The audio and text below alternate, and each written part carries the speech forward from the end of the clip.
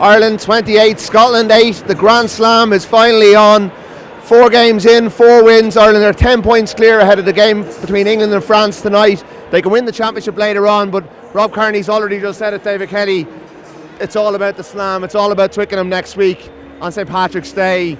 Not the greatest performance, but it doesn't really matter. They got the job done. They got the 4 tries, and they have put themselves in an unbelievable position to join a very small club and make some history next week. Yeah, there's only been 2 Grand Slams from Ireland, 48 and 09, gloriously as we know, and they've never attempted a slam in Twickenham before. They are the best team in the championship. They deserve to win the title. I'm a bit old-fashioned. I think the bonus points nonsense, waiting around to see if England match the result. If you're the best team, you'll win it properly, and I think Ireland will really have a hunger to do that next week. They really dismissed Scotland today. Scotland appalling on the road in the Six Nations, all first sparring and no knickers, and that's not a pretty sight. And they butchered about 3 try-scoring chances as well, which is pretty ugly. And that may lead to issues about Ireland's recurring defensive problems. But Ireland are just so clinical. Took their tries when they got into those red zones, those killer areas. They're a really awkward team to play against because they will take all those chances and they will snuff you out. And their hunger now will be to probably improve in the performance. As you said, it wasn't perfect. It'll be a different game next week. There's more to come, and there's youth and vigour in this squad. We saw that from the bench today. So it's all very encouraging. Ringrose was fantastic today. He's only played 6 games this season. Jacob Stockdale, no other Irishman has scored more tries in a championship than he has, and there's still a week to go. Andrew Porter coming off the bench, Jordan Armour. The future looks bright. The future week, few days with Cheltenham to come, looks even brighter. Talk Gary Ringrose in particular, you mentioned him there. Like Chris Farrell was man of the match here 2 weeks ago against Wales, but Ringrose brought something different to the Irish attack, made a huge difference to the way Ireland played.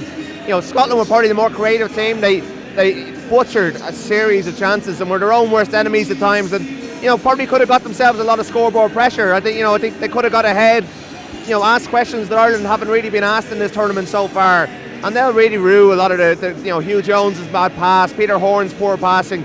I mean, what teams are doing throwing long wide passes when Jacob Stockdale's around, I'll never know, because have they not been watching him? Like he just intercepts everything. So, but I think Ireland will be better against England next week, because this was like a semi-final. It was scratchy, it was nervous a little bit. Johnny Sexton is carrying an injury. It's quite clear. It's hampering what he's doing out there. Hopefully he can get it clear over the course of the next week. But I think they'll be much more together next week. They always finish strong in this championship.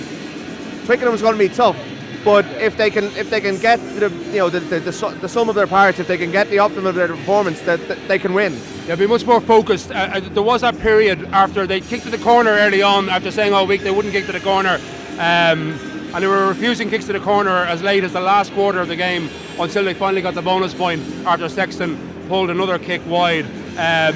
But after they messed up that line out, Scotland took the lead, and then Ireland started playing a game they didn't want to play, a loose game, and Scotland love that kind of game because that's what they thrive upon. And we had Tyke Furlong trying to offload barbarian style in their 22 turnover, and Ireland were very sloppy at that moment. But again, all through this championship, the championship moments before and after half time, there was a moment when Ireland had a scrum advantage, knock-on advantage in their 22.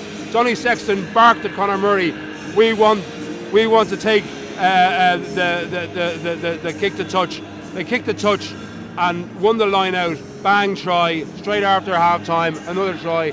Game over. That's Ireland. Clinical, ruthless, relentless, a machine. Not often, always pretty to watch, but sport is about winning and being ruthless, and that's what Ireland are doing in this championship. Yeah, like the 09 Grand Slam wasn't the prettiest season Ireland have ever produced, but they got the results time after time, and they got to that point in Cardiff, and they fell over the line in some ways, but nobody really remembers that. It's all about. They do have the little flair and the beauty, though. Carney was magnificent today in the carries. Earls developed into the game as a strong, evasive runner. Guy Ringrose, a couple of times he stepped, and the whole stadium seemed to sway with him at the same time. It was wondrous.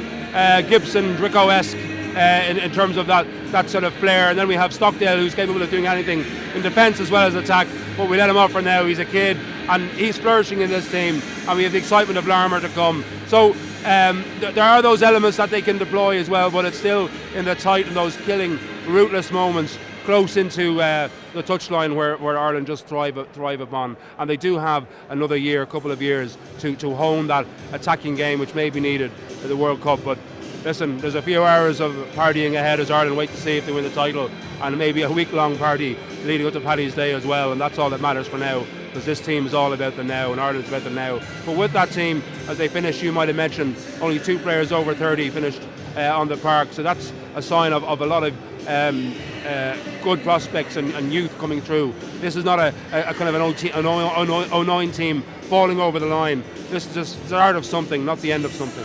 Are they going to do it? I think so. They're relentless. They're a machine. I think England are a creaking chariot, and Ireland can win it next week.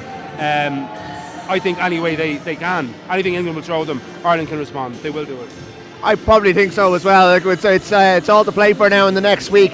Ireland have done the business. It's over to England and France to see whether they can keep pace and set up a bit of a decider. Ireland stopped them from the Grand Slam last year. They'll want revenge. But all roads lead to Twickenham on St Patrick's Day.